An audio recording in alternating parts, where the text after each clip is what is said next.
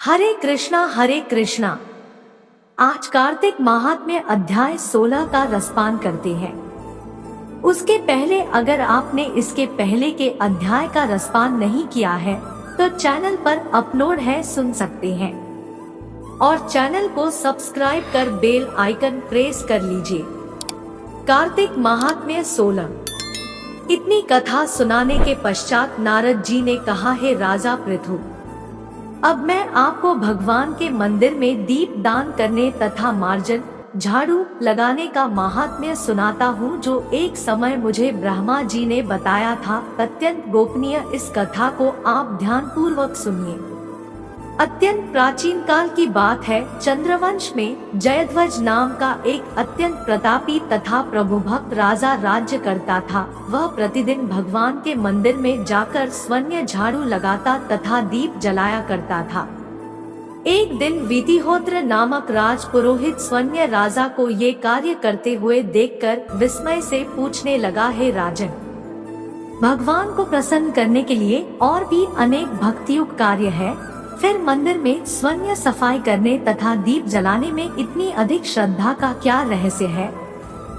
राजा ने हाथ जोड़कर अत्यंत विनम्र भाव से कहा, महाराज, इस संबंध में मेरे पूर्वजन्म का एक अत्यंत विस्मयकारी इतिहास है, जो भगवत कृपा से मुझे इस जन्म में भी याद है। यदि आपका आदेश हो तो वह घटना मैं आपको सुनाऊं। पूर्व जन्म की वह घटना सुनाते हुए राजा जयध्वज ने कहा, सतयुग में स्वरोचिष मनवंतर में वेदांगों का जानने वाला एक ब्राह्मण था, जो अत्यंत विद्वान होते हुए भी दुष्कर्मों में लिप्त रहता था।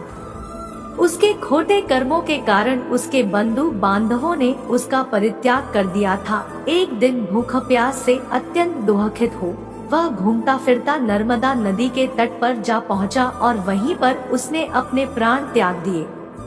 उसकी स्त्री भी व्यभिचारिणी थी, अतएव उसके बंधुओं ने उसे भी घर से निकाल दिया था। उसी के गर्भ से अत्यंत पापी मैं उत्पन्न हुआ था। उस जन्म में मेरा नाम दंडकेतु था। दूसरों को स्त्रियों, वैश्याओं तथा धन के लिए मैंने गौ, पशु तथा अनेक मनुष्यों की हत्याएं की और इस प्रकार पाप पूर्ण जीवन व्यतीत करता रहा। एक रात्रि को किसी दूसरे की स्त्री से भोग करने की इच्छा से मैं एक सुने देवालय में गया। वहां जाकर मैंने वस्त्र से स्थान साफ किया और दीपक जलाया। उस सुने मंदिर में दीपक जलता देखकर ग्राम रक्षक वहां आ गए और मुझे चोर या डाकू समझकर उन्होंने लाठियों से मुझ पर इतने प्रहार किए कि मेरी मृत्यु हो गई। प्राण निकलते ही भगवान के दूत वहां आ गए और मुझे सुंदर विमान में बैठाकर बैकुंठ को ले गए। कार्तिक के महीने में भगवान के मंदिर में झाड़ू लगाने तथा दीपक जलाने से मुझे इतना फल मिला कि कई कल्प तक स्वर्ग में सुख भोग कर अब मैंने चंद्रवंश में जन्म लिया है। यदि श्रद्धा और भक्ति पूर्वक यही क्रिया कार्तिक के पूरे महीने की जाए तो उसके पुण्य का तो कहना ही क्या है, उसका वर्णन ब्रह्मा जी भी नहीं कर सकते। एक अन्य कथा सुनाते हुए नारद जी ने कहा, हे राजा पृथु, अब दूसरे के दीपक जलाने का महात्म्य सुनो। मनुवंश के प्रतापी राजा रैवत के पुत्र भद्रबुद्धि के पुत्र का नाम सुदर्शन था। नाम के अनुरूप ही सुदर्शन अत्यंत सुंदर और पराक्रमी था। भद्रबुद्धि की राजधानी नर्मदा के तट के समीप महेंद्र पर्वत पर थी। एक बार शिकार खेलने के लिए सुदर्शन अपने साथियों के साथ वन में गया। घूमते फिरते हुए उसने नदी के उस पार एक सुंदर कन्या को देखा तो साथियों को वही छोड़कर घोड़े पर सवार होकर तत्काल नदी के उस पार जा पहुंचा। वहां उस रूपवती कन्या को देखकर सुदर्शन उस पर मोहित हो गया। कन्या भई उस अत्यंत सुंदर बलशाली वीर पुरुष को देखकर लज्जा को प्राप्त हुई। सुदर्शन ने शालीनता पूर्वक उस कन्या से उसका परिचय पूछा। तब उस कन्या ने बतलाया कि वह गौड़ राजा की पुत्री है और उसका मां मदनालसा है। अपनी सखियों के साथ क्रीड़ा करने के लिए वह यहाँ पर आई है। इसके बाद स्वेच्छा पूर्वक उन दोनों ने गंधर्व रीति से वहीं पर अपना विवाह कर लिया और कुछ समय तक नर्मदा नदी के तट पर विहार करते रहे। फिर अपने घर पर आकर वे दोनों आनंद पूर्वक रहने लगे। कुछ समय बाद राजा भद्रबुद्धि अपनी पुत्र सुदर्शन को राज्य सौंपकर स्वन्यवन में चले गए। राजा बनने के बाद सुदर्शन बड़ी कुशलता पूर्वक राजकाज चलाने लगा। रानी मदनालसा सदा अपने पति को विष्णु भगवान की पूजा आराधना करने का उपदेश करती रहती थी। इस प्रकार वे दोनों ही भगवान के अनन्य भक्त बन गए। राजा सुदर्शन ने रानी की प्रेरणा से भगवान का एक स्वर्ण मंदिर बनवाया।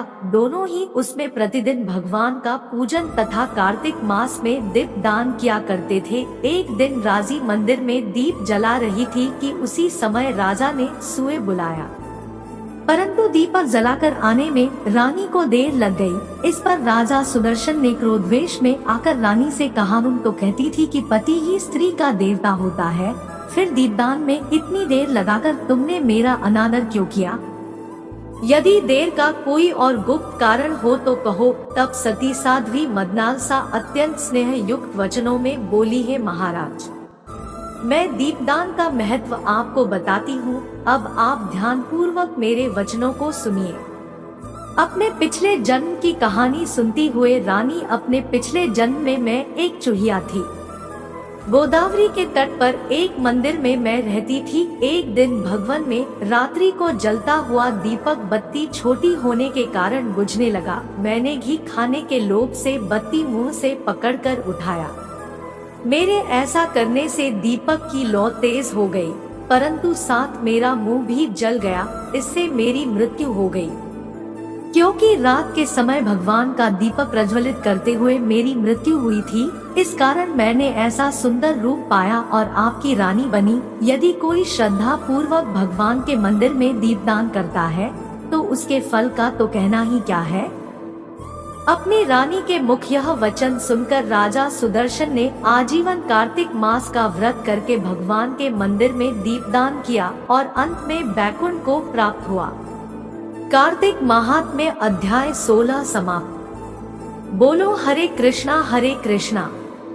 दोस्तों, आगे अध्याय व धार्मिक ज्ञानवर्धक जानकारी पाने के लिए चैनल को सब्सक्राइब कर बेल आइकन प्रेस कर लीजिए।